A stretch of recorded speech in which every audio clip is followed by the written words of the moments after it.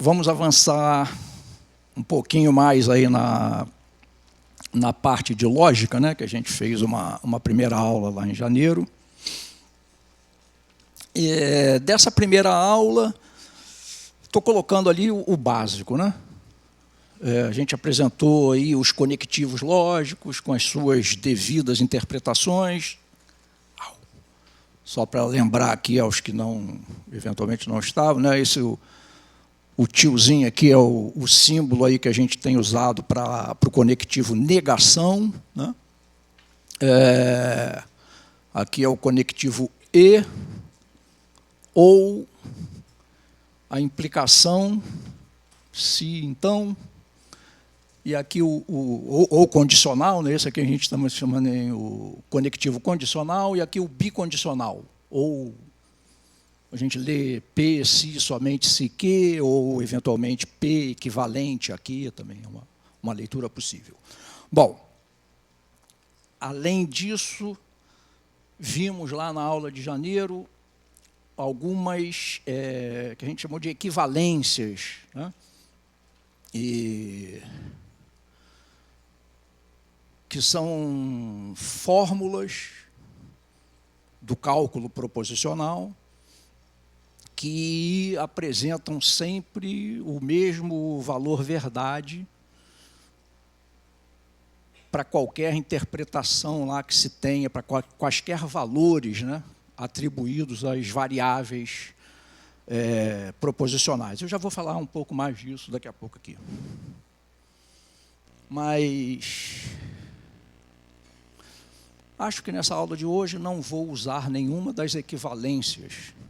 Poderíamos usar, dependendo aí do que a gente for fazer, dos exercícios que forem ser feitos, né? Mas acho que nos exercícios que eu coloquei, não estou lembrando aqui de nenhum que a gente precise usar as equivalências que a gente comentou lá na aula de janeiro. Bom, mas, enfim. Estou botando aqui como motivação da aula de hoje, que o objetivo da aula de hoje é definir o que a gente chama de um argumento na lógica, e o que interessa num argumento é dizer se o argumento é válido ou não válido. E a gente vai caracterizar, obviamente, o que significa dizer que um argumento é válido e, consequentemente, o que significa dizer que o argumento é não válido ou não é válido. Falem do jeito que quiser.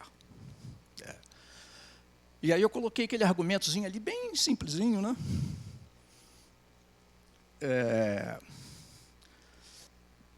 Um argumento, eu já estou adiantando aqui, um argumento tem algumas afirmativas, algumas proposições, né, que são chamadas de premissas, e uma proposição que é chamada de conclusão. Isso aqui é um argumento. E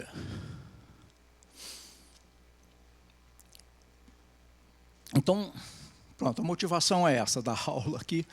É óbvio que vamos fazer outros argumentos, mas estou colocando esses simplesinho ali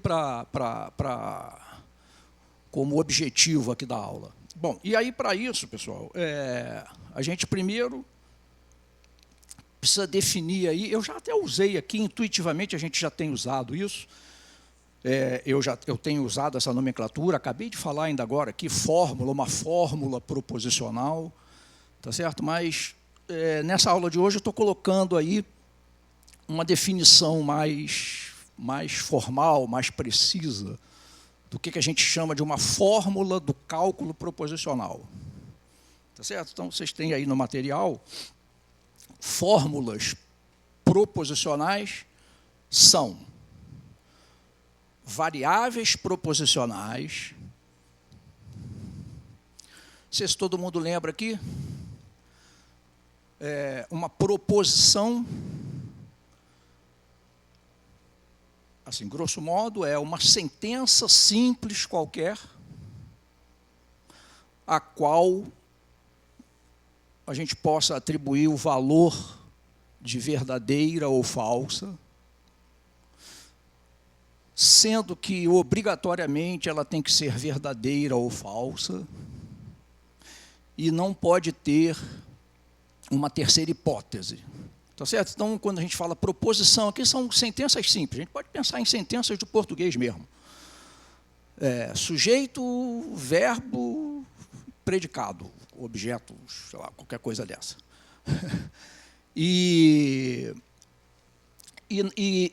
No cálculo, né, proposicional, o que realmente interessa analisar é a estrutura das sentenças que a gente está formando, né? Então, para isso, a gente tem usado letras minúsculas mais aí para o final do alfabeto. Em geral, a gente usa P, Q, R, S. Obviamente, pode-se usar qualquer outra letra, se forem muitas proposições diferentes. Eventualmente, você pode colocar índices, né, para, sei lá, a proposição P1, a proposição P2, P3, P4, aí você fica com um alfabeto aí para colocar quantas proposições você quiser, mas aqui a gente vai trabalhar, em geral, com situações onde a gente vai ter relativamente poucas proposições diferentes. 2, 3, 4, acho que o máximo aí que eu coloquei nos exercícios de hoje, 4. Então, isso é o que a gente chama aí de variáveis proposicionais, né? Então, P é uma variável proposicional. Isso quer dizer que P pode representar qualquer proposição que você quiser. Tá certo? E assim por diante. Q também é uma variável proposicional. Então, variáveis proposicionais assim isoladas formam uma fórmula proposicional. Além disso, quais são as outras fórmulas proposicionais? Aí há uma certa, tem uma sutileza aí nessa definição que está sendo colocada, porque a gente estou representando aí nessa definição que foi colocada aí na folhinha, estou usando as letras maiúsculas do início do alfabeto, A, B, C, lá o que seja, para representar fórmulas. Então, a letra maiúscula A que eu estou usando representa uma fórmula do cálculo proposicional. A letra B maiúscula representa uma fórmula do cálculo proposicional. Então, o que são fórmulas do cálculo proposicional? Vamos lá de novo. São fórmulas, variáveis proposicionais isoladas. Então,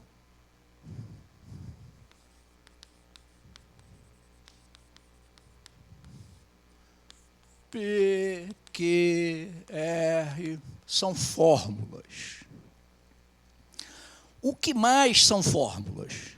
Aí está dito assim, olha, se A e B são fórmulas, se você imaginar que a letra A maiúscula está representando para a gente uma fórmula do cálculo proposicional, então também são fórmulas a negação de A, a conjunção de A com B, a disjunção de A com B, a implicação de A em B, a equivalência de A com B. Repara que isso, pessoal, vocês todos estão percebendo exatamente aí o que... Com esses dois itens, a gente está, de uma certa forma, definindo fórmula de uma maneira recursiva, né? Porque aí a coisa é assim, ó, o que isso, no fim das contas, acaba nos proporcionando? Ó, variáveis proposicionais simples são fórmulas. Então, P é uma fórmula, Q é uma fórmula, etc. Ora, mas se P é uma fórmula, pelo que está escrito aqui, a negação dela é uma fórmula também. Portanto, não P é uma fórmula, P e Q é uma fórmula, P ou Q é uma fórmula. Então, quando eu pego variáveis proposicionais simples, que são fórmulas, porque foi dito que é, e usamos os 5 conectivos, nós geramos novas fórmulas. Tá certo? Agora eu penso assim, ó, mas se isso aqui é uma fórmula, a negação disso aqui também é. Porque está dito aqui, ó. Estão percebendo? Então, se isso é uma fórmula, a negação disso também é uma fórmula. Se isso é uma fórmula, e isso também é uma fórmula, a conjunção de 2 fórmulas forma uma nova fórmula. E por aí você consegue. Estão entendendo? Então, por exemplo, olha, não P e Q, ó, isso também é uma fórmula. Se fizer a disjunção, sei lá, dessa com essa, a implicação dessa com essa, e aí você vai gerando fórmulas com a complexidade que você quiser. Pegaram a ideia aqui?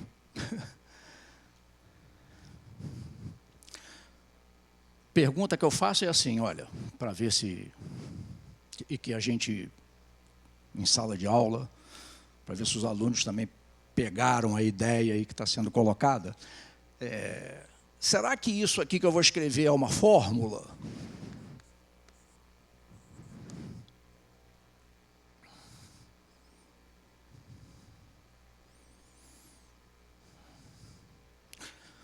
Como é que você tem que pensar para dizer se aquilo ali é uma fórmula ou não é uma fórmula? Pensa assim, você consegue gerar aquilo que está escrito ali a partir do que a gente definiu como sendo fórmula? Não consegue, né? Isso aqui é o que a gente... Quer dizer, as fórmulas que realmente são fórmulas é o que a gente chama de fórmulas bem formadas. E da maneira como a gente descreveu a construção genérica de fórmulas, todas as fórmulas geradas dessa forma aqui sempre serão, o que a gente chama, bem formadas. Essa não é uma fórmula bem formada, né? Porque isso aqui é um conectivo.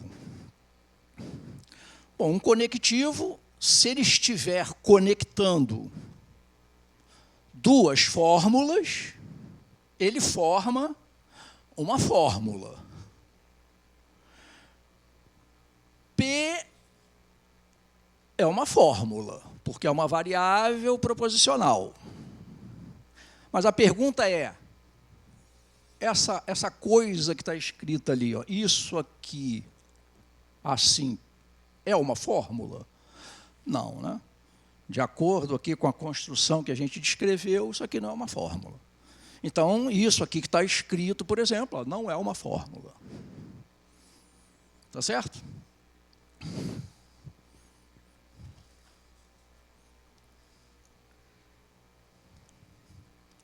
Pronto, então, eu coloquei aí, eu vou pegar aqui, eu escrevi aqui agora no quadro alguns exemplos, mas eu escrevi aí no nosso materialzinho alguns exemplos de fórmulas, e eu quero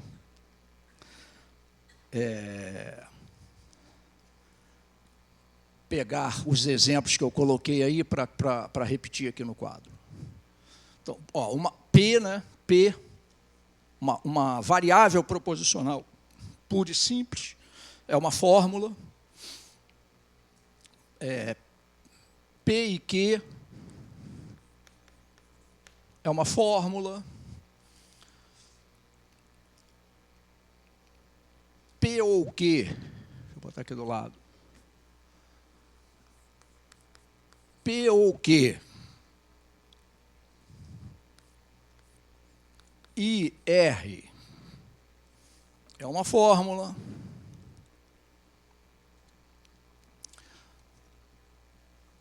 Se P e Q, então P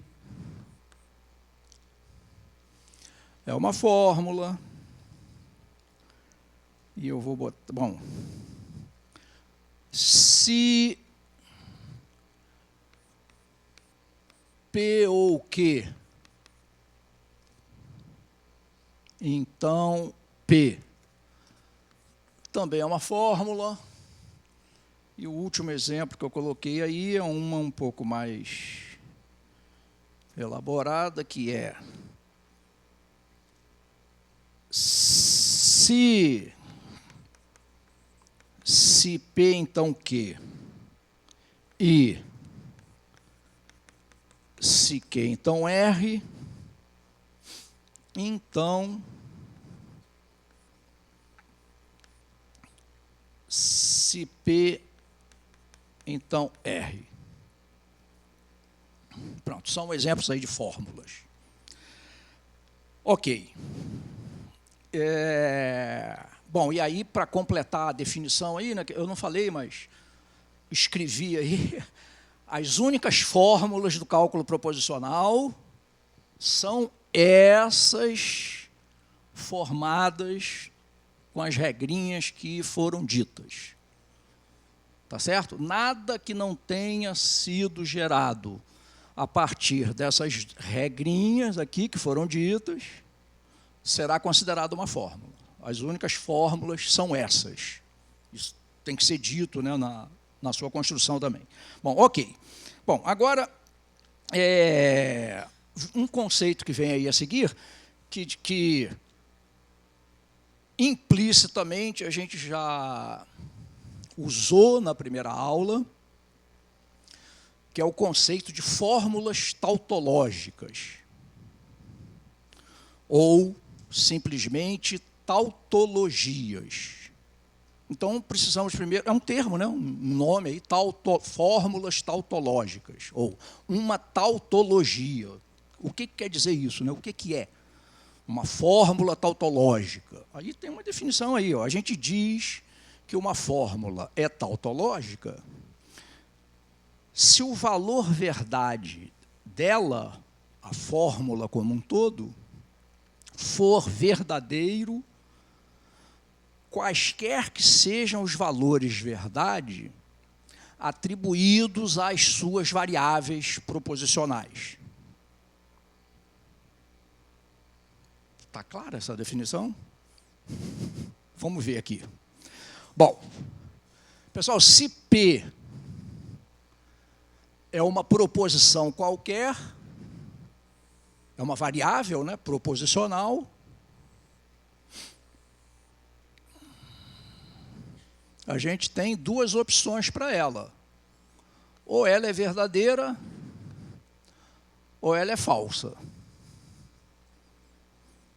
Então, de acordo com a nossa definição de fórmula tautológica, ou uma tautologia, essa fórmula, formada simplesmente por uma variável proposicional, ela é uma fórmula tautológica? Não, né? Porque ela é uma variável proposicional, ela pode ser verdadeira ou pode ser falsa. Então, ela não é sempre verdadeira. Pode ser falsa também. Tá certo? Isso não é uma tautologia. Essa fórmula que está aqui, P e Q. Bom, só para lembrar o seguinte, né, pessoal? Tudo em lógica, se você quer falar que está fazendo alguma coisa de lógica, tem que ser a partir daquelas tabelinhas lá, né?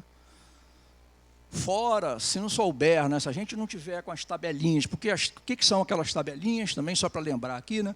As tabelinhas são as interpretações desses símbolos, né, dos conectivos lógicos. Tá certo? E para lembrar aqui o que a gente disse lá na primeira aula, em lógica, interpretar uma fórmula, nada mais do cálculo proposicional, né? Nada mais é do que atribuir a ela o valor verdade, verdadeiro ou falso, né, que a gente chama. Então, quando a gente constrói, né, essas tabelinhas aqui, vou introduzir aqui quer dizer, que eu já usei assim, olha, cada linha dessa daqui, a gente pode dizer que é uma interpretação dessa fórmula. A fórmula tem variáveis proposicionais. Cada uma dessas variáveis só pode assumir dois valores. Ou é verdadeira, ou é falsa. Quando você atribui determinados valores verdadeiro ou falso, a cada uma das variáveis que aparecem na sua fórmula, cada atribuição de valores forma uma interpretação daquela fórmula. Então, quando a gente tem aqui a fórmula P e Q, se eu atribuir o valor verdadeiro à variável P e o valor verdadeiro também à variável Q, a gente diz que isso aqui é uma interpretação dessa fórmula. E aí o valor da interpretação é verdadeiro, porque é definido assim, né? Se a interpretação for essa, ou seja, se os valores atribuídos a essas variáveis forem verdadeiro para essa, falso para essa,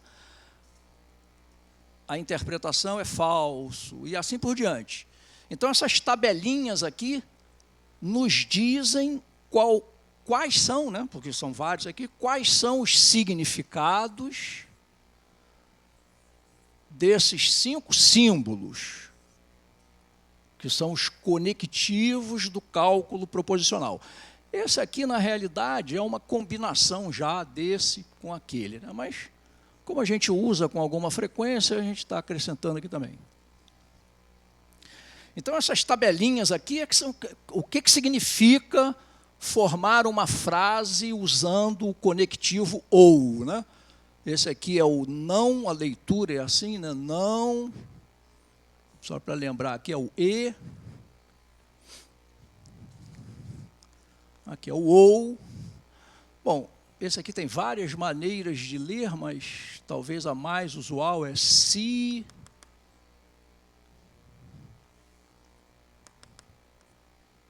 Então.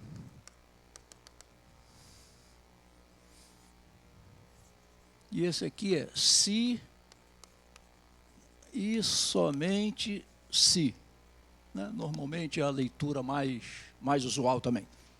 Bom, então, refraseando a definição de fórmula tautológica, usando agora a terminologia de interpretação. Então, a gente pode dizer assim agora, ó, uma fórmula é tautológica se ela é verdadeira para todas as interpretações possíveis que ela tem. Tá certo? O que significa dizer, qualquer que seja a atribuição de valores verdade às suas variáveis proposicionais, o resultado final daquela fórmula é sempre verdadeiro. Quando isso acontece, dizemos que essa fórmula é uma fórmula tautológica, ou é uma tautologia. Tá certo? Que no cálculo proposicional a gente diz que é um teorema. É um teorema do cálculo proposicional. Porque é um resultado que é sempre verdadeiro. Bom, vou andar mais rapidinho agora, porque eu acho que já falei as coisas. Essa não é uma fórmula tautológica. Essa aqui, claramente, também, né, se vocês olharem, não vou repetir, né, não preciso repetir a tabelinha, né, mas vou. Não preciso, mas vou. Ó. P e Q. V, V, F, F. VF, VF. Tá certo? Aqui a gente tem todas as possibilidades de atribuição desses dois valores, verdadeiro e falso, para essas duas variáveis. Né? Ou as duas são verdadeiras, ou a primeira é verdadeira, a segunda é falsa, ou a primeira é falsa, a segunda é verdadeira, ou é falso e falso. E o P e Q, a definição dele está lá. É verdadeiro, falso, falso, falso. Então, ele não é sempre verdadeiro para todas as suas interpretações. Logo, ele não é uma fórmula tautológica. Pessoal, esse daqui, eu só vou construir a tabelinha só para lembrar assim, olha, essa coisa de construir tabelinha verdade é uma coisa, digamos assim, automática. Praticamente você não raciocina para fazer aquilo ali. É saber aquelas definições dos conectivos, lá tem que saber aquilo tudo decorado, e aí ficar aplicando aquilo ali. Agora, qual é a desvantagem dessas tabelinhas? É que, dependendo da quantidade de variáveis proposicionais que você tenha, essa tabela cresce exponencialmente, né? Por quê? Porque cada variável que você acrescenta na sua fórmula, ela tem duas possibilidades, ou ela é verdadeira ou ela é falsa. O que significa que você, para cada variável que você acrescenta na sua fórmula, você multiplica por 2 a quantidade de interpretações. Né? Então, se a sua fórmula só tem uma variável proposicional, ela só tem 2 interpretações. Se ela tem 2 variáveis proposicionais, ela vai ter 2 ao quadrado, 4 interpretações possíveis. Se ela tem 3 variáveis proposicionais, ela vai ter 2 ao cubo, 8 interpretações. A sua tabelinha começa a crescer aí, né? Quer dizer, aqui já seria alguma coisa assim, ó.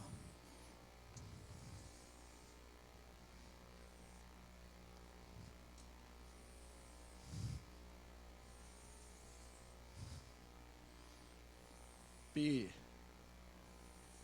Q, R, P ou Q, P, Q, R, P ou Q, e a fórmula final, P ou Q e R. E aí, eu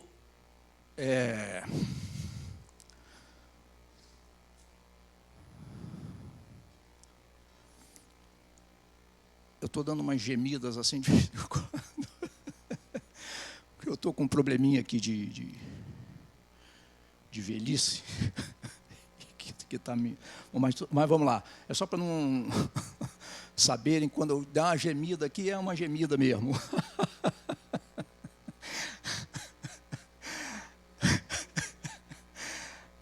Então, assim, e aí tem uma maneira prática, né, para a gente colocar, são 8 interpretações possíveis. A gente tem que ter o cuidado de colocar exatamente as 8, né, não esquecer nenhuma, nem colocar a mesma repetida. Aí tem uma leizinha de formação que a gente usa, né, para montar essas interpretações. Né. Se são 8, a gente vem na primeira variável, bota 4 verdadeiros e 4 falsos. Depois,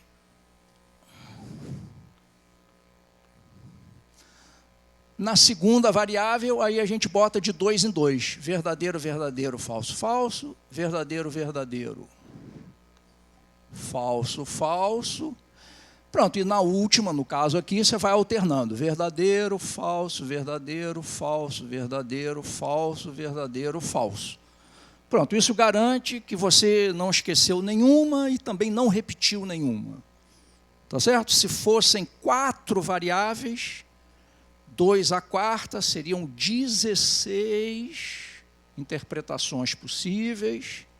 E para montar as 16, você ia na primeira variável lá, botava 8 verdadeiros, 8 falsos. Depois na segunda, 4 verdadeiros, 4 falsos, 4 verdadeiros, 4 falsos, e assim por diante. Tá certo? Isso fica mecânico. Como eu disse aqui montar tabelinha verdade é uma coisa mecânica. Desde que você saiba, porque se não souber aquelas lá decoradas, não faz nada em lógica, tá certo? Então, bom, e aí, ó, como é que é a interpretação do ou? Pessoal, ninguém, eu pelo menos não, fico decorando essa tabelinha aqui toda. VV, EV, VV, F, VV, pô, isso embaralha aqui minha cabeça aqui, eu não... Já fiz esse comentário da outra vez, em cada tabelinha dessa, a gente tem, ó, na tabelinha do E, a exceção está aqui, ó. Você decora qual é a exceção, né? Ó, o E só é verdadeiro nessa interpretação. Pronto, você decora isso. O ou, a exceção é essa aqui, ó. Só é falso quando as duas proposições conectadas são falsas. Você memoriza isso. A implicação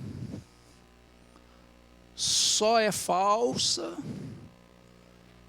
quando o antecedente é verdadeiro e o consequente é falso.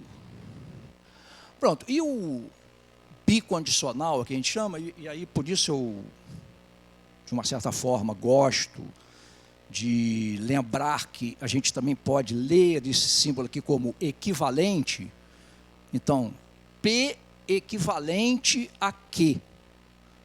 Logicamente equivalente, duas proposições são logicamente equivalentes quando elas têm o mesmo valor verdade, que é isso que interessa para a lógica. Então, vai ser verdadeiro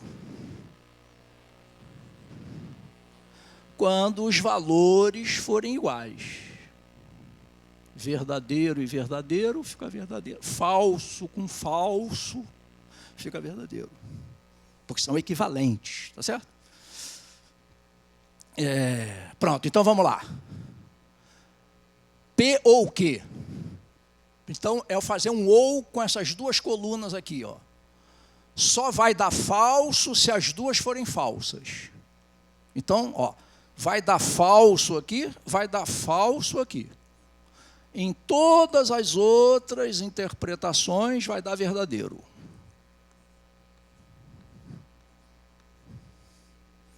Pronto, e agora você vai fazer um e, né, uma conjunção dessa coluna com essa coluna do R.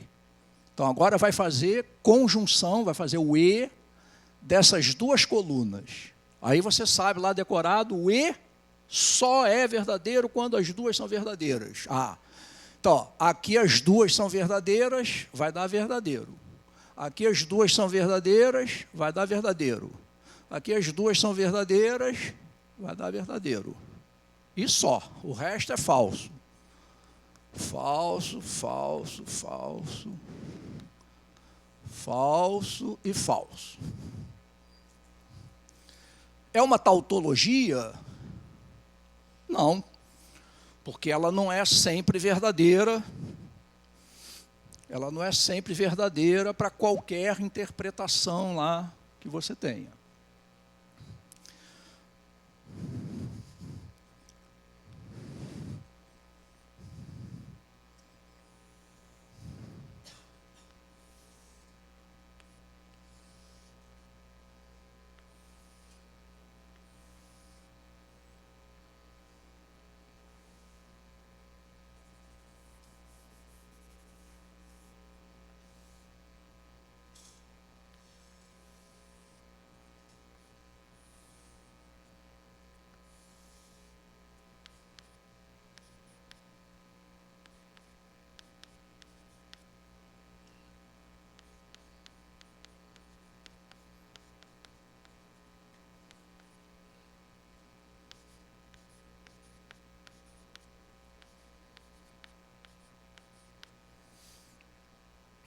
Agora vamos ver a terceira fórmula.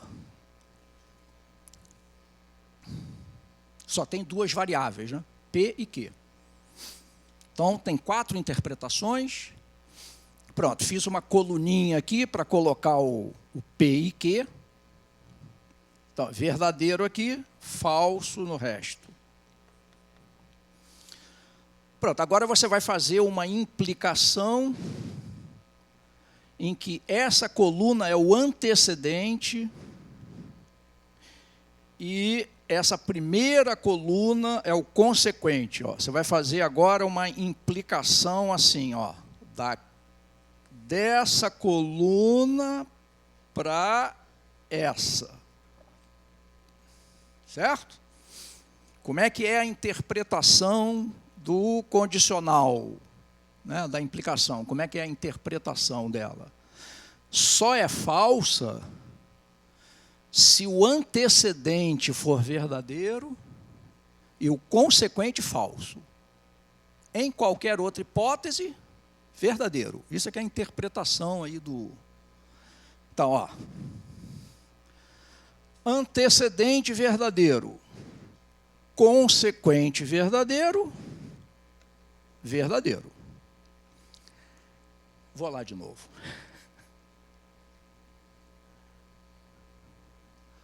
Qual é a única hipótese em que a implicação é falsa?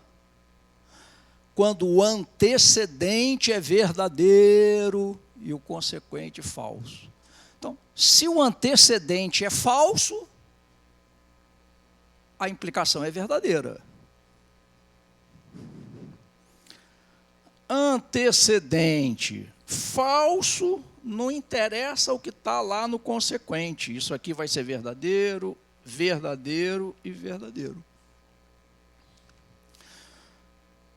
Conclusão. Essa fórmula é sempre verdadeira para qualquer interpretação que você faça. Entendendo, né, pessoal, interpretar no cálculo proposicional é atribuir valores verdade. Então, quando você, para cada atribuição de valores verdade às variáveis proposicionais que você tenha, para cada atribuição, aquilo é uma interpretação. Obviamente, tem uma sutileza aqui que eu não vou incluir aqui, e aí a gente, quando eu falar interpretação aqui, vamos entender com a atribuição dos valores às variáveis e a consequente avaliação da fórmula com o resultado final dela, né? Se é verdadeiro ou se é falso. Então, essa é uma tautologia. Ó, esse aqui é...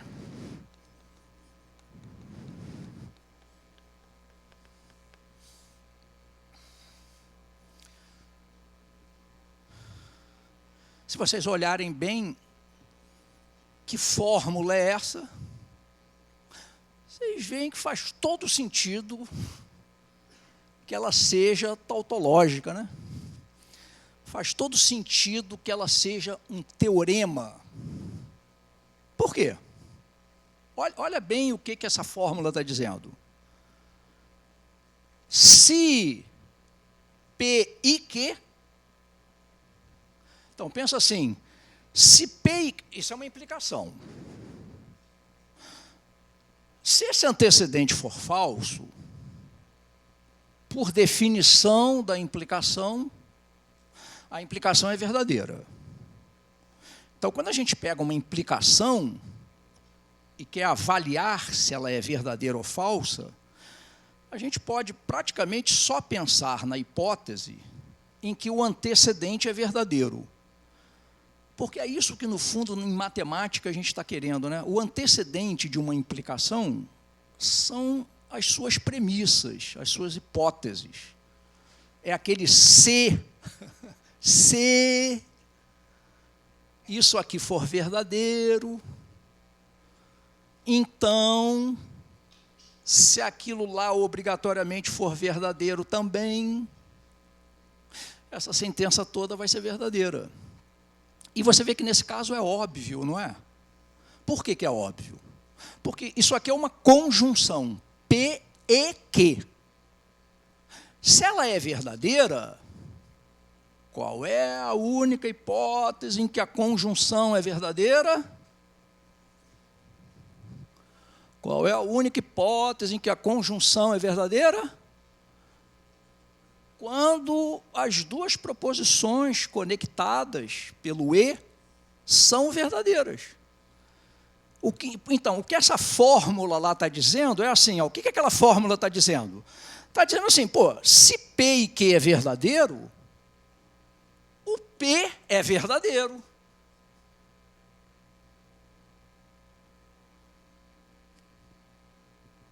Certo ou não? Se eu substituísse esse P aqui por Q, o que aconteceria? Hein, pessoal? Continuaria verdadeiro, não continuaria? Seria uma tautologia também, concordam? Por quê? Porque se P e Q é verdade, pela definição do E, se P e Q é verdadeiro, cada uma das duas, isoladamente, obrigatoriamente terão que ser verdadeiras também. Então, sempre que o antecedente aqui é verdadeiro, nesse caso, o consequente obrigatoriamente é verdadeiro, e, portanto, isso vai ser sempre verdadeiro, vai ser uma tautologia. Estamos lá? Estamos juntos?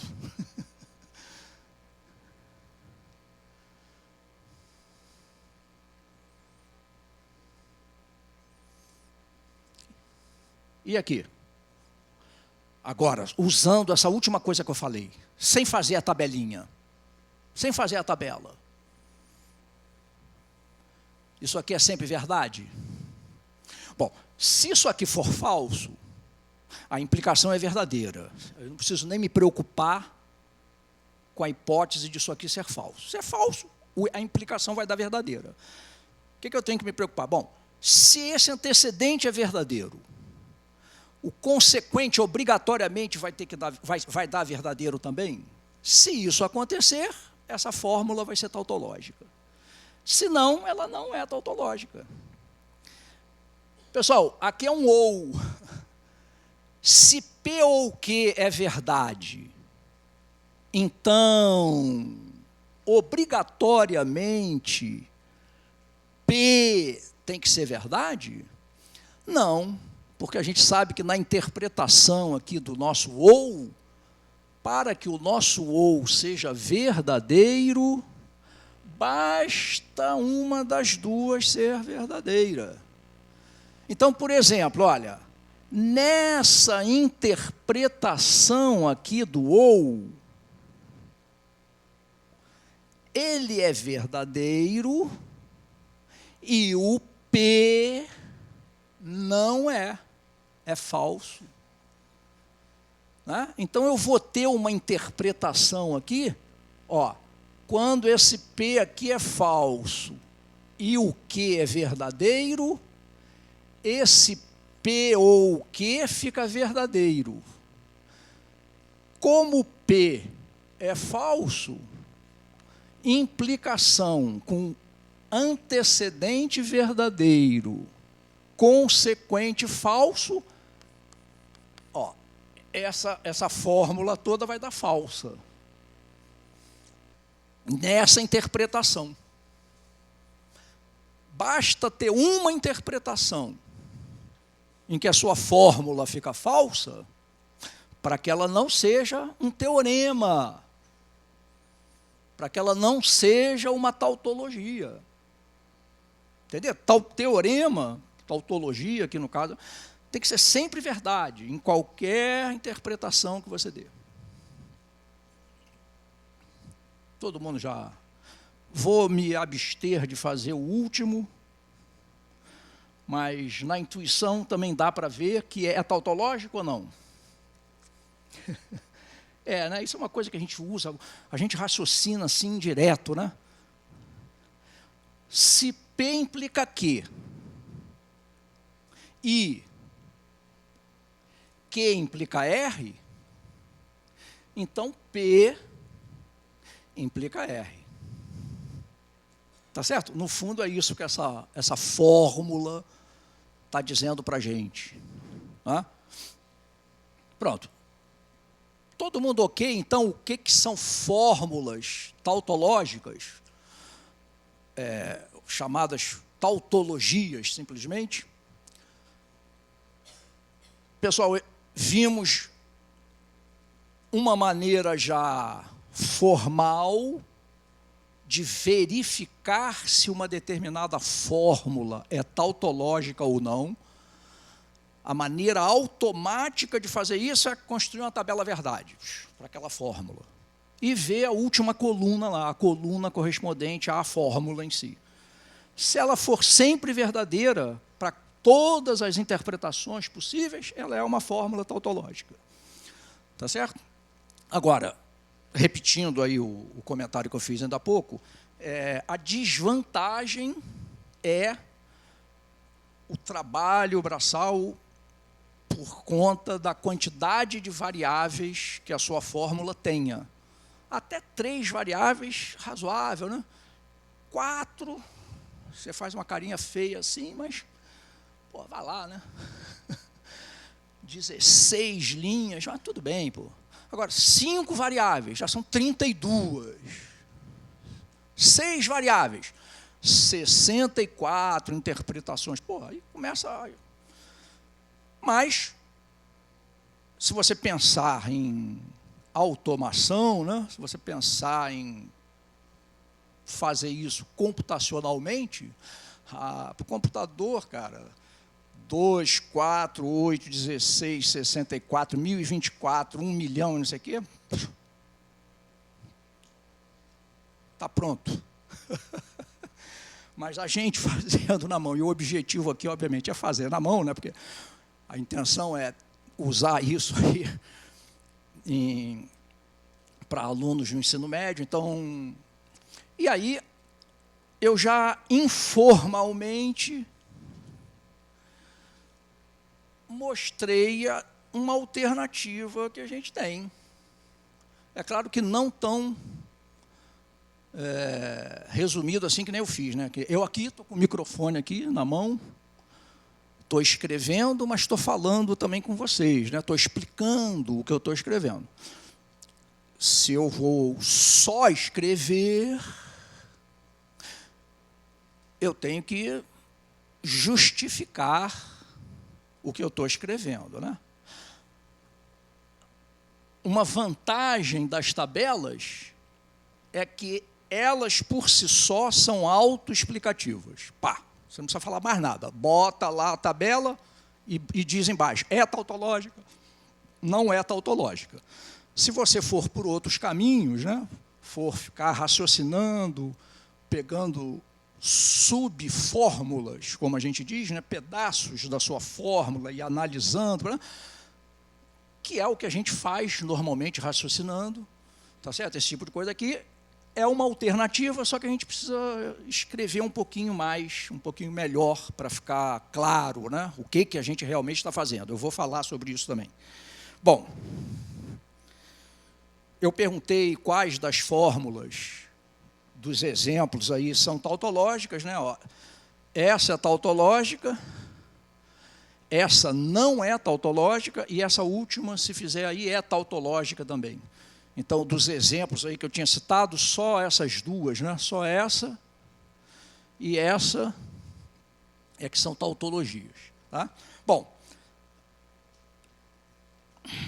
agora vamos para o objetivo da aula. Falar em argumentos. O que é um argumento? O que é considerado um argumento válido? E aí tem aí uns exercícios aí para a gente fazer. Então, formalmente, pessoal, a gente define um argumento assim. Um argumento é uma sequência de fórmulas proposicionais com uma quantidade, em princípio, qualquer. Né? Eu acho que na folhinha aí, acho que eu coloquei K fórmulas. Eu gosto do K em vez do N, porque o K lembra o qualquer, né? É uma quantidade qualquer de fórmulas. É uma sequência, tá certo? Essas fórmulas, o detalhe de sequência aí é importante, tá? Por quê? Porque a gente diz assim, ó, então, um argumento é uma sequência de K fórmulas, onde as K menos uma primeiras são chamadas de premissas ou hipóteses, pode chamar de hipóteses também, e a última é chamada de conclusão ou tese. Definimos de uma forma meio abstrata, né? Mas bem precisa, o que é um argumento. O que é um argumento? Cara, qualquer sequência de fórmulas. Todo mundo já sabe o que são fórmulas. Pega fórmulas quaisquer, forma uma sequência onde a última, vou falar assim, a última vai ser chamada de conclusão. E as outras todas serão chamadas de premissas. Pronto, isso é um argumento. Então, por exemplo, aqui, olha, voltando aqui para aquela motivaçãozinha aqui, ó, eu coloquei aqui 3 fórmulas. Vamos ver que são fórmulas mesmo. Todo mundo deve ter reparado aí que sempre que eu coloquei um exemplo assim, com frases, com sentenças, né, com proposições em português, eu sublinhei e botei um negritinho em algumas letras. Quando a gente está propondo exercícios desse tipo para os nossos alunos, isso é bom porque padroniza a representação, a transformação das sentenças escritas em português para fórmulas do cálculo proposicional.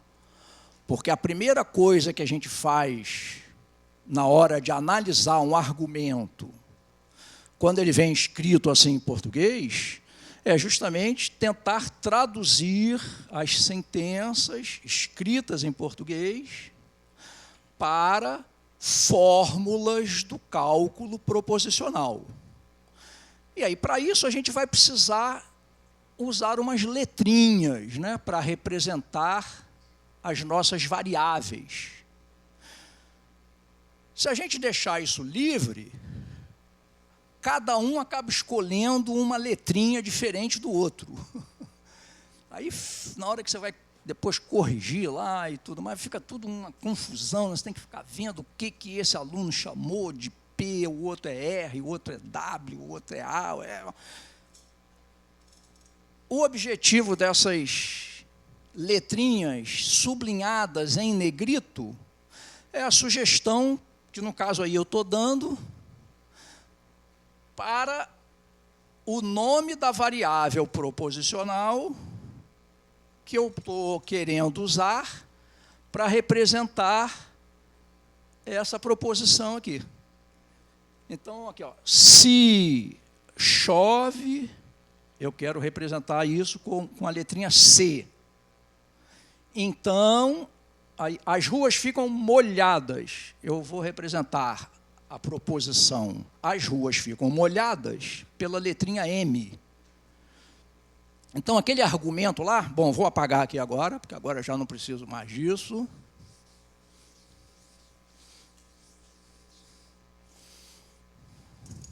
Então,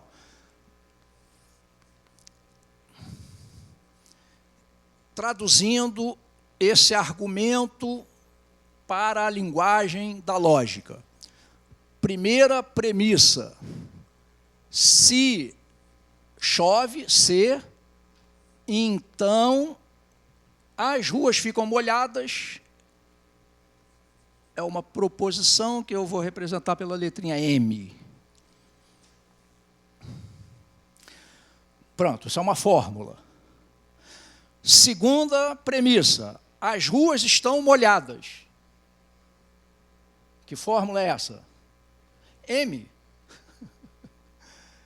M é outra premissa. E aí, uma das maneiras, que é a que eu particularmente mais gosto e sugiro que seja usada, né, principalmente trabalhando com alunos do ensino médio, para representar os argumentos, é exatamente assim, colocar as premissas todas aqui em ordem, uma em cada linha, e depois dar um traço aqui assim, ó, para separar premissas em cima, e aí a conclusão você escreve aqui embaixo. Qual foi a conclusão aqui? Choveu. C.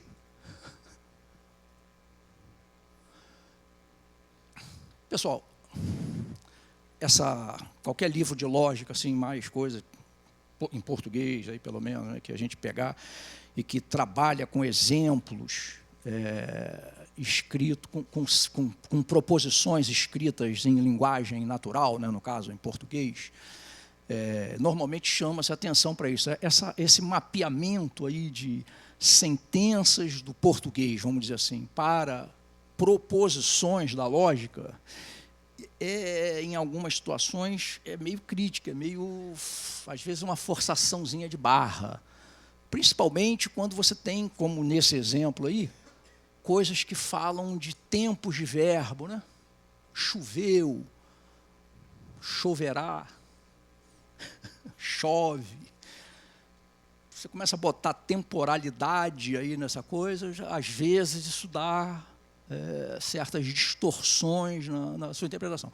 Aqui, a gente vai se abster, tá certo? Procurar se abster dessa coisa aí da temporalidade dos eventos, né? E, enfim, imaginar que a interpretação que a gente está querendo dar para esse argumento é aquela lá. Agora, fundamental para mim, nessa coisa toda, é entender assim, olha, bom, a pergunta, né? O argumento é válido ou não é válido? Essa aqui é a pergunta, né? E aí a gente precisa definir quando é que um argumento é considerado válido, é uma definição. E quando é que o argumento não é considerado válido? Bom, a definição é assim, um argumento é válido, vou dizer, tem várias maneiras de dizer a mesma coisa. Eu vou dizer da maneira assim, mais natural, que é a maneira que eu também sugiro que se use numa sala de aula de alunos de ensino médio. Tá certo? Porque é a coisa assim bem natural. A gente diz que um argumento é válido quando as hipóteses, as premissas, sendo todas verdadeiras, implica obrigatoriamente a que a conclusão também seja verdadeira. Então, um argumento é válido quando se supõe todas as premissas verdadeiras. Isso é básico, tá certo? De argumento. Quando você está argumentando, você fala um se isso, e isso aqui acontecer, e isso aqui acontecer. Então, na sua argumentação, a hipótese da argumentação é que todas as premissas são verdadeiras.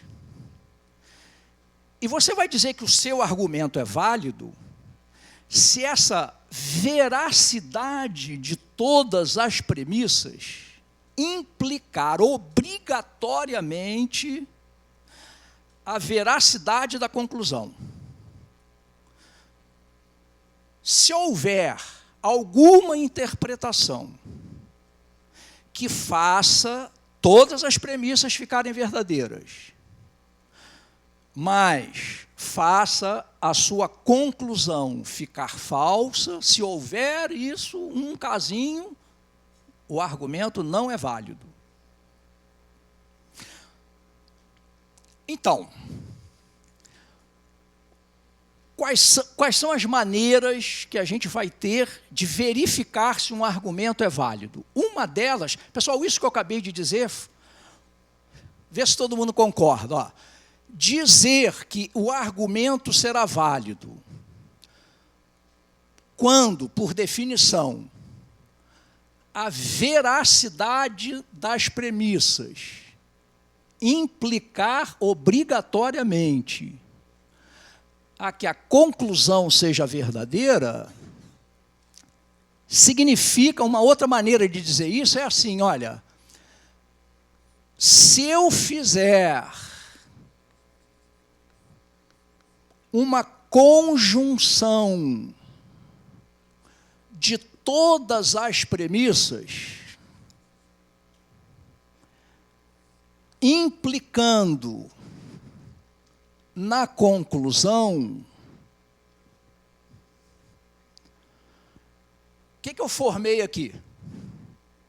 Uma fórmula do cálculo proposicional. Se essa fórmula for tautológica, o seu argumento é válido. Porque dizer... Pessoal, vou botar mais um parênteses aqui, mais um par de parênteses, né? Eu já devo ter dito isso na outra aula, porque eu falo muito isso, principalmente para os meus alunos. Parênteses é de graça. Podem usar à vontade. Em geral, quando bota parênteses, às vezes até demais, até um certo demais, não atrapalha. Mas parênteses de menos podem mudar completamente o sentido, né, do que você está querendo dizer. Então, para não haver dúvida de interpretação lá na fórmula que eu escrevi, estou metendo aquele parênteses por fora aqui para dizer assim, ó, essa conjunção de premissas, né? Porque aqui eu estou dizendo assim, ó, se essa premissa é verdadeira, porque é um e essa também é, o que vai fazer esse antecedente todo ficar verdadeiro, então eu vou ter aquela conclusão lá. Ora, se essa fórmula for tautológica, significa o quê? Que quando todas as premissas forem verdadeiras, obrigatoriamente a conclusão vai ter que ser também. Quando isso acontece, o argumento é válido. Então, uma maneira de testar se um argumento é válido é forma uma implicação dessa maneira, tá certo? Faz uma conjunção, premissa 1, e premissa 2, e premissa 3, e assim por diante, tudo isso passa a ser o seu antecedente, implicando na conclusão. Pronto, fez essa fórmula aí. Agora, verifica se essa fórmula é tautológica. Essa é uma das maneiras de você testar se o seu argumento é válido ou não. Eu vou fazer primeiro assim. Cara, eu falo muito devagar, falo muito, né, na realidade. E o tempo passa, rapaz. Pessoal, só tenho duas variáveis, C e M. Então, a tabelinha é rápida, né?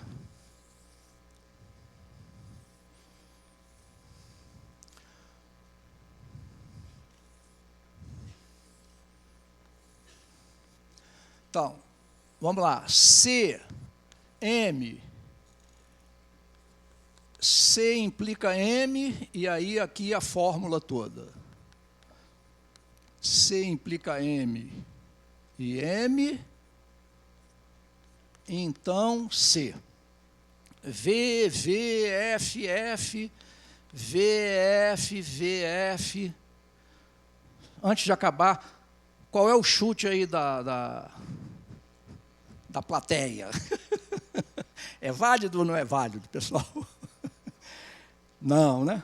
Vamos ver se é não mesmo. Bom, aqui é uma implicação só é falsa nesse caso, né? Antecedente aqui verdadeiro, consequente falso, aqui é falso, aqui é verdadeiro, verdadeiro, verdadeiro. Ah, eu tinha que ter colocado aí, eu vou fazer assim para não ter que... Ó, vou fazer uma coluna com com essa conjunção, né? Agora é uma conjunção dessa coluna com essa. É um E dessas duas colunas. Só é verdadeiro quando as duas são verdadeiras. Então, aqui, verdadeiro, verdadeiro, vai dar verdadeiro. Aqui é falso. Verdadeiro, verdadeiro, vai dar verdadeiro. Verdadeiro com falso, vai dar falso. E agora, para não ter que escrever a fórmula toda, vou chamar essa fórmula toda, vou botar um F aqui, floreado, para não confundir com F de falso, né? Um F de fórmula. Agora é a fórmula toda. A nossa fórmula toda, o que é?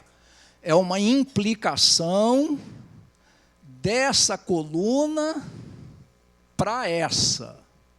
Tá certo? A nossa fórmula aqui é uma implicação dessa coluna, que vai ser o antecedente, para essa coluna que é o consequente. Verdadeiro, verdadeiro, verdadeiro. Falso no antecedente, não preciso nem olhar o consequente, vai dar verdadeiro. Antecedente verdadeiro, consequente falso, vai dar falso. E aqui vai dar verdadeiro. Conclusão, não é uma tautologia e, portanto, o argumento é falso. Pessoal, é esse tipo de coisa aqui, esse tipo de exercício é que eu acho que tem alguma chance, digamos assim, de motivar alunos aí do ensino médio, né? Talvez você fale, o cara não quer saber se quando chove a rua está molhada. Pô, tá bom. Pode ser que esse contexto, o contexto desse exemplo não seja atrativo. Mas justamente o que eu estou querendo dizer é assim, olha, comecei a falar e não concluí, agora ao falar um pouquinho mais. Conclusão, o que é fundamental entender? Que o argumento é um conjunto de fórmulas do cálculo proposicional. Quando você avalia um argumento, você está avaliando a estrutura lógica das sentenças e não o conteúdo do que essas sentenças dizem. O fato de que estamos falando de ruas molhadas, de chuva, tem nada a ver com o fato do argumento ser válido ou não válido. Fatalmente, certamente, todos vocês seriam capazes de pegar esse argumento que está aqui, a estrutura dele, e inventar outras sentenças com outro contexto completamente diferente desse de rua, com chuva e etc. E a análise é a mesma. Então, quando você analisa, isso eu acho que é importante, né? A gente entender e passar isso, se eventualmente for fazer aulas disso com alunos do ensino médio. Quando você avalia o argumento, você não está entrando no mérito do chover ou chove, não interessa se isso aqui é chove, se não é chove. Para quem assistiu aí aquela primeira aula lá que a gente fez em janeiro, né? Aquela brincadeirinha que eu gosto de fazer, hoje veio um gente fina ali com a camisa bonita. Aquela brincadeirinha que eu fiz aí com os rubro-negros, né? Não sei, se o Flamengo é o melhor time do mundo, aí então minha avó é bicicleta. Tá certo? O que Flamengo tem a ver com a avó, ainda mais a avó que é bicicleta, que não é? Porque o que está interessando ali, pessoal, não é o que está dito nas proposições. O que interessa no cálculo proposicional, o que é? Valor verdade. É verdadeiro ou é falso? É isso que... E aí conecta daqui, conecta de lá, é conjunção, é disjunção, é implicação. É isso que o cálculo, que a lógica está se propondo a estudar, tá certo? Bom, ainda tenho 5 minutos, quase. E aí eu vou fazer... Bom, caramba, tinha que ter outra aula. Bom, tudo bem. Uma segunda maneira... Eu vou explicar nos exemplos. Tem 3 exemplos aí, vamos ver se eu consigo fazer pelo menos 2, não sei, alguma coisa assim. E aí eu explico o que eu quero em cima dos exemplos. Vamos lá, então. Tem mais 3 argumentos aí, e a intenção é dizer se eles são válidos ou não, justificando, né? Tem que justificar e tal. Então, Roberto vai ao colégio ou trabalha com seu pai. Então, tem um ou aí, sublinhei as letrinhas, para todo mundo usar as mesmas letrinhas. Então, Roberto vai ao colégio ou trabalha com seu pai. Botei um Tzinho ali. Então, essa é uma premissa. Outra premissa, se vai ao colégio, então, se, então, terá um salário mais alto. Sublinhei aí o S de salário. Terceira premissa, não tem um salário mais alto. Então, não S. Então, essas são as 3 premissas. E aí, conclusão, Roberto trabalhou com seu pai. T.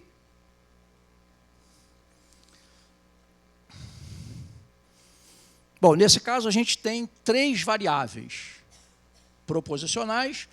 Daria para fazer uma tabela aí, tá certo? Mas eu vou aproveitar para mostrar as alternativas. Tá? Uma delas é ir, que eu acho que, com toda honestidade, para alunos do ensino médio, no geralzão, com algumas exceções, né, que a gente sempre tem algumas exceções, assim, alguns alunos que a gente vê que podem mais, têm uma capacidade de abstração melhor. Mas, para os alunos de ensino médio em geral, o que eu sugiro, que é o que exercita, inclusive, o raciocínio, é ir trabalhando diretamente com os conectivos, as tabelas, as interpretações dos conectivos. Né? Então, por exemplo, você tem aqui as 3 premissas. Olha, uma maneira de facilitar a referência às 3 premissas é numerar as 3. Né? Porque aí, quando eu quiser me referir à primeira premissa, eu falo de entre parênteses, todo mundo sabe que eu estou me referindo àquela premissa lá. Tá certo? E assim por diante. Então, olha aqui, ó. Vamos olhar aqui para essas premissas que a gente tem. Premissa, quando você vai analisar o argumento, você quer analisar a validade do argumento, você tem que supor o quê? Todas as premissas são verdadeiras. Você está partindo daí. Estamos todos aqui de acordo que as 3 premissas são verdadeiras, porque é assim que se analisa se um argumento é válido ou não. Bom, então, olha só. Não S é verdadeiro. O que você pode concluir da primeira tabelinha? Que nem precisa olhar para a primeira tabelinha.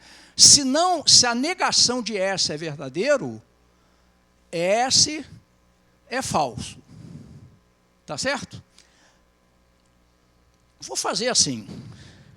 Então, olha aqui, ó. De 3, tem-se que S é falso. Certo ou não? Onde aparece S aqui nas nossas premissas? Aqui, ó. Agora, olha a situação, pessoal. Temos aqui uma implicação verdadeira, por hipótese, já que é uma premissa, essa implicação é verdadeira. E o consequente dela é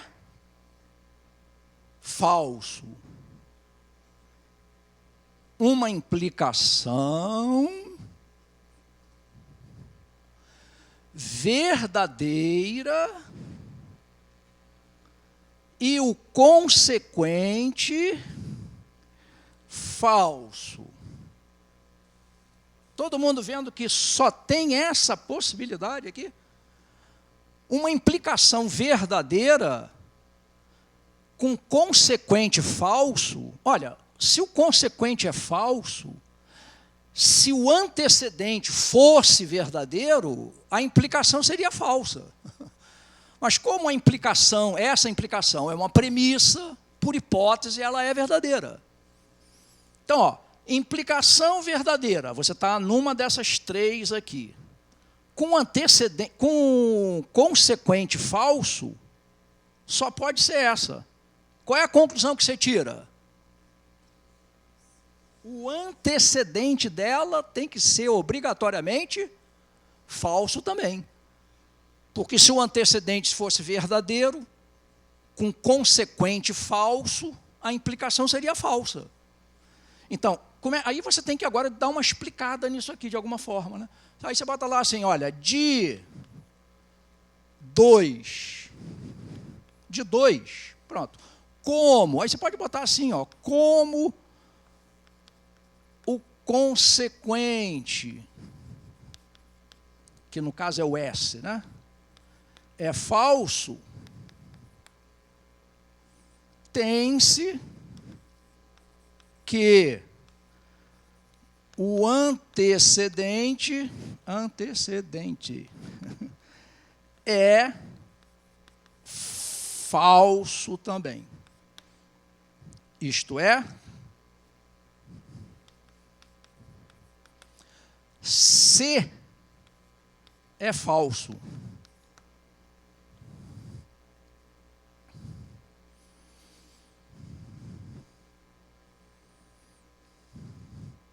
temos que chegar no T, né? A nossa conclusão é T.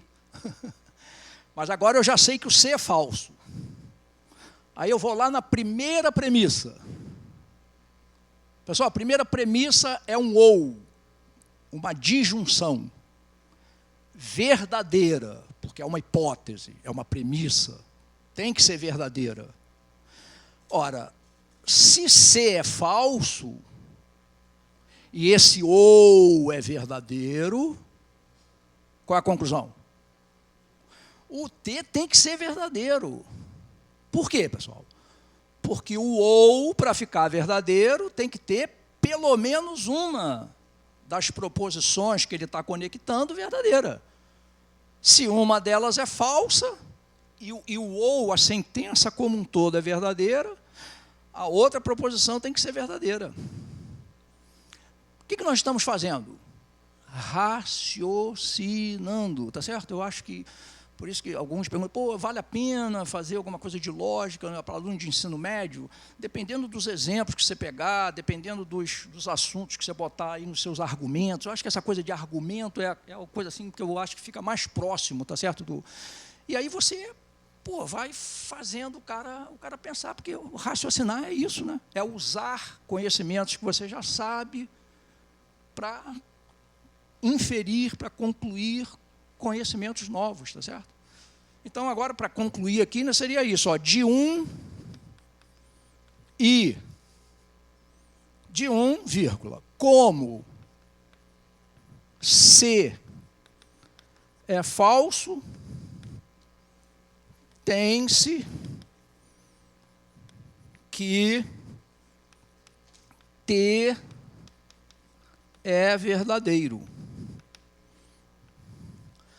Ora, como T é a conclusão do argumento, então, o fato dessas três premissas serem verdadeiras implica obrigatoriamente na conclusão ser verdadeira. Portanto, esse argumento é válido. Tá certo? Argumento válido.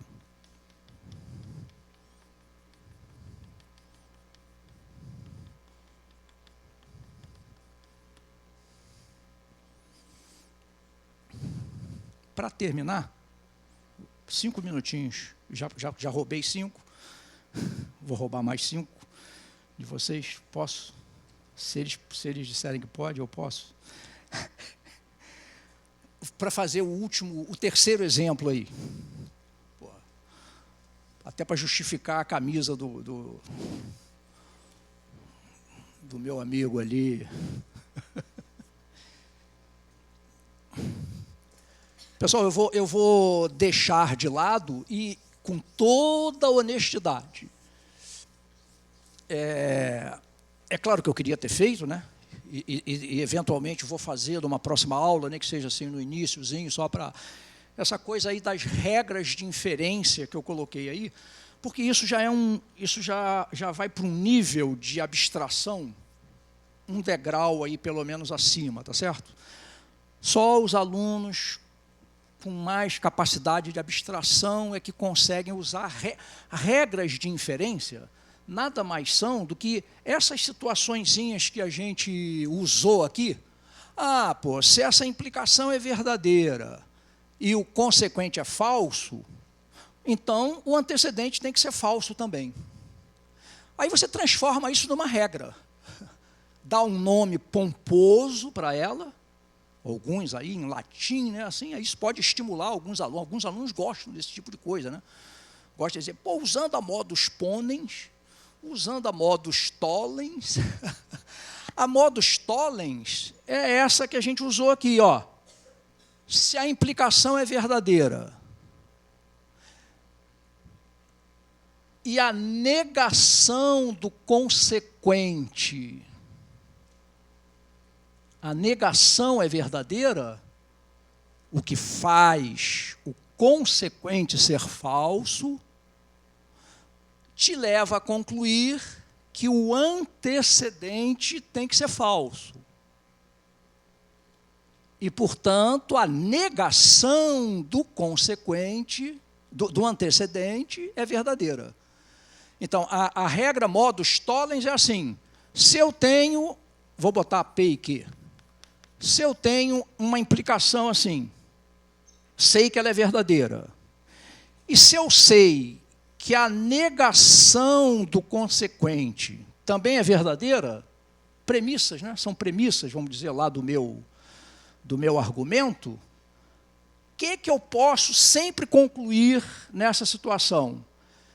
Que esse antecedente aqui tem que ser falso, ou seja, a negação dele tem que ser verdadeira. Então, a negação dele é verdadeira. Aí, esse raciocíniozinho aqui usa-se com uma frequência enorme, porque essa situação aparece várias vezes. E aí resolveram, bom, vamos dar um nome para essa inferência. E aí é a segunda que está aí na listinha, coloquei, modus tollens. Tá certo? Nada mais é do que esse raciocíniozinho que está aí.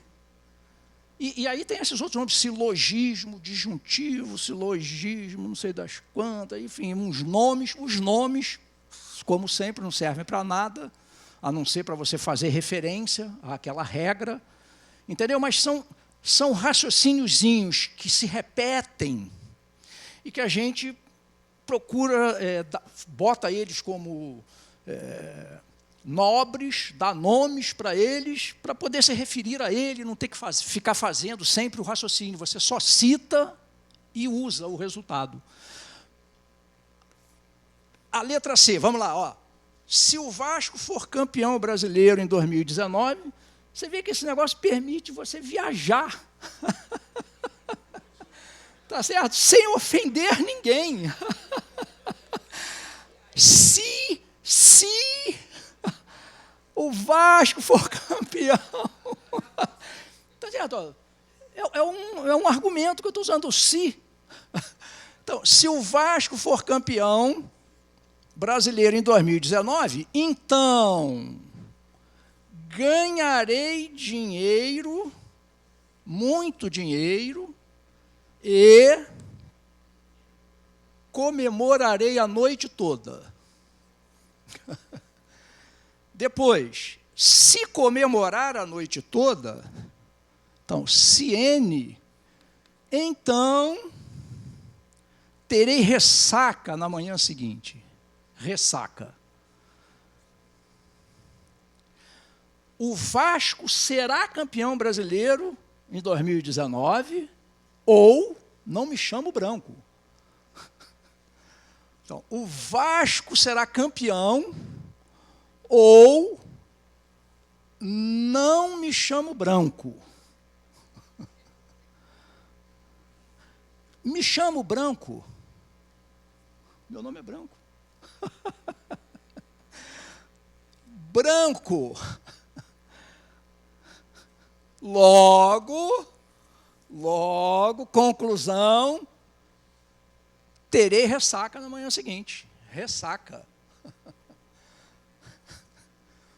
Será que esse argumento é válido? O argumento é válido. Aí se você vai aqui, ó, se você olha isso daqui, ninguém sabe que a gente está falando de Vasco, nada disso. São umas letrinhas que tem ali, e, ou, não sei o quê, então, blá, blá, blá, blá, blá. Vou fazer sem escrever tudo, tá? Só falando rapidamente. Tudo aqui é verdadeiro. Verdadeiro, verdadeiro, verdadeiro, verdadeiro. Se isso é verdadeiro, isso aqui é falso. Isso aqui é um ou. Todo ele tem que ser verdadeiro. Se essa componente é falsa, essa tem que ser verdadeira. Olha o Vascão campeão já aqui, ó. Olha lá, ó, Vascão campeão, verdadeiro. Se C é verdadeiro, e a implicação toda também é verdadeira, porque é uma premissa, então esse consequente todo tem que ser verdadeiro. Mas esse consequente é um E. Um E verdadeiro só quando cada uma das componentes é verdadeira também. Eu só preciso... Então, essa aqui tem que ser verdadeira e essa também verdadeira. Essa é que nos interessa para vir para cá agora, ó. Então, daqui a gente concluiu que N é verdadeiro. Agora, ó, uma implicação verdadeira. Se o antecedente é verdadeiro, o consequente, obrigatoriamente, tem que ser verdadeiro. Essa é a regra mais usada, tá certo, pessoal? É a primeira regrinha que tem aí, a modus ponens. É a regra de inferência que nós usamos sempre. Uma implicação verdadeira. Se a hipótese é verdadeira, você conclui que o consequente tem que ser verdadeiro também. Isso é a forma mais simples de raciocínio que tem, é a que a gente mais usa, é a primeira que está aí. Então, daqui você acaba concluindo que o R é verdadeiro também. Portanto, o fato das 4 premissas serem verdadeiras vai te levar à conclusão, obrigatoriamente, que a conclusão é verdadeira, então esse argumento é válido. Pegaram a ideia? Um abraço.